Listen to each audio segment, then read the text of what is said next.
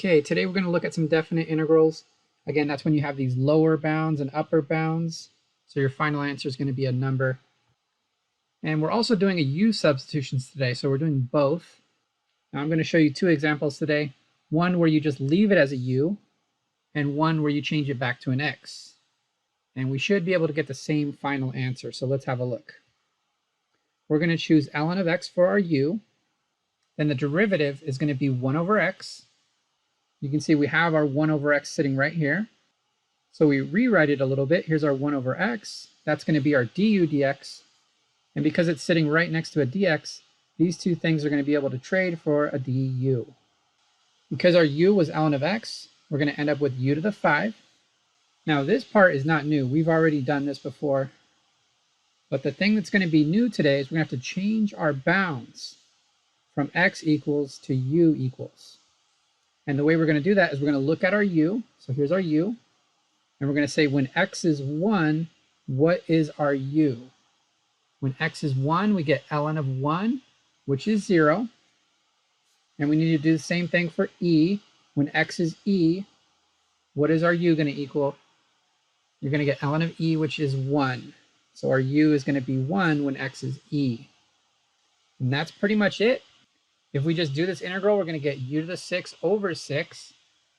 We do not need to trade our u for ln of x. We can just leave it like this because we've already changed our x's to u's. So everything is in terms of u, so we can just leave it like this.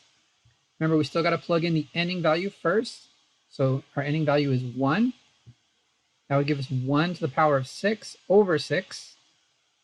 And we have our minus. Then we're going to plug in our 0. So it's going to be 0 to the 6 over 6. So our final answer will just be 1 over 6. Now another way of doing it is to leave these x's. So you can leave them as x goes from 1 to e. You can leave that. But if you choose to do that, you're going to have to trade your u for ln of x.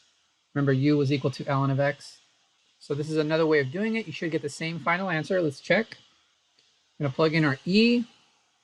And that'll give us ln of e to the power of 6 over 6. And then we'll plug in our 1. That'll give us ln of 1 to the power of 6 over 6. Now, most of you can see that this is just going to give us the exact same thing. Ln of e is 1, so we're still getting our 1 to the 6 over 6. And we have our minus. And ln of 1 is 0, so this piece just becomes 0. And our final answer is just going to be a 1 over 6. So you have to decide which way you would prefer to do it. You could change everything to u's and then just do that integral that way. Or you could leave your bounds as x equals. You're still going to have to do your u substitution, but you'll still have to replace your u with what it was equal to. In this case, that was ln of x. Because if you're going to plug in x equals into it, it's going to have to be a function of x. It can't be a u. All right, for this example, we're going to choose all of this stuff here for our u. Then the derivative is going to be 2x. I'm going to do this one slightly different. We have a 6x and a dx. So I'm going to multiply both sides by 3, and I'm going to multiply both sides by dx. So the right side becomes 6x dx, and that's what we have. We have a 6x dx. On the other side, you can cancel the dx's, and you're just left with 3 du. So we can trade our 6x dx for a 3 du. So there we go. There's my 3, and there's my du. Now, because our u was x squared minus 3, we're going to plug that in the one below it. And these bounds that go from 0 to 1 are x values. So our x goes from 0 to 1. Now we can change those bounds from x values to u values. All we need to do is look at what u is equal to.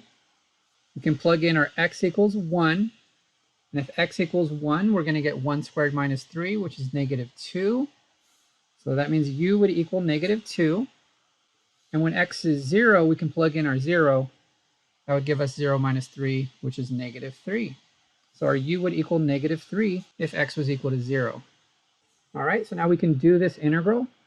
We don't have to change anything back to x. We can just leave it all as u. The integral of 1 over u is just going to be ln of the absolute value of u. Don't forget the 3 in front of it. And we're evaluating it from u equals -3 to u equals -2. So we're going to plug the ending value in first. That's going to give us 3 ln of the absolute value of -2. And then we do minus, and then we plug in the beginning value of -3. Okay, we can simplify this a little bit. Now, I do recommend just stopping right there, but if you wanted to simplify further, you could bring the 3 up, and you could also bring this 3 up. And of course, 2 to the third is 8, and 3 to the third is 27. And we could write this as 1 ln if we wanted to. And that's it. That would be our final answer, ln of 8 over 27. All right, for this example, our u is going to be 1 plus x to the third. The derivative of 1 is 0, but the derivative of x to the third would be 3x squared. Now I'm just doing a basic u substitution for this example, so I want you to notice that we have a 6x squared dx. So we want this to be 6x squared dx. The way we're going to get that is by multiplying both sides by 2 and by multiplying both sides by dx. On the left side, we can cancel the dx's. We're going to be left with 2 du. On the right side, we're going to have 6x squared and then a dx. And that's good because that's exactly what we had. We had a 6x squared dx. So that can now be traded for a 2 du. So here's our 2 and here's our du.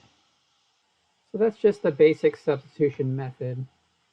In this case, I substituted for what I had. I had a 6x squared dx. So I made the right side look like 6x squared dx. And then that allowed me to trade for whatever was on the left side. In this case, a 2 and a du. Remember, our u was 1 plus x to the third. The reason why you see this power of 3 is because it was raised to the power of 3. Now, a u to the 3 on the bottom would become u to the -3 on the top. So we're rewriting it as a power of u. And I'm going to go ahead and change the bounds from x equals to u equals. So you have to look at the original u. For the top one, we're going to plug in x equals 1. When you plug in x equals 1, you're going to get 1 plus 1, which is 2. So the top one is going to become u equals 2. Then I'm going to plug in x equals 0. When x is 0, you get 1 plus 0, and that's just 1. So the bottom becomes u equals 1. Now, this is a pretty easy integral to do. We're going to add 1 to the power. It's going to become u to the -2. Then we're going to divide by -2. And don't forget to bring down this 2 that was in the front. We do want to evaluate it from u equals 1 to u equals 2. Remember, you got to plug in the upper bound first. So we're going to plug in our 2 first. Now, before I plug in my lower bound and my upper bound, I'm going to go ahead and reduce this just a little bit. The 2 on top is going to cancel with the 2 on the bottom. We are left with this negative. I'm just going to put the negative out front here. And because our u has a power of -2, I can move it down, and it will become u to the power of +2. Okay, now I think it'll be easier to plug in our bounds. Let's plug in our upper bound first. So we're going to evaluate it at 2. And we have our minus. Then we're going to evaluate it at 1. The first piece becomes -1/4. Because we have a minus and a negative, I'm going to go ahead and put plus. And this is where a lot of people will make mistakes if they don't use the boxes. If they don't use the boxes, they probably will forget to put this negative right here, because they'll see this negative here and they'll get mixed up. So I always recommend use these boxes. It'll help you organize everything. I'm organized, so I have a minus and a negative, and I know it's a plus. Now, -1/4 plus 1, we can change the 1 into 4/4. So now we have 4/4 minus 1/4. And so we know our final answer is just going to be 3/4. Let's put a box around that. And now we're done.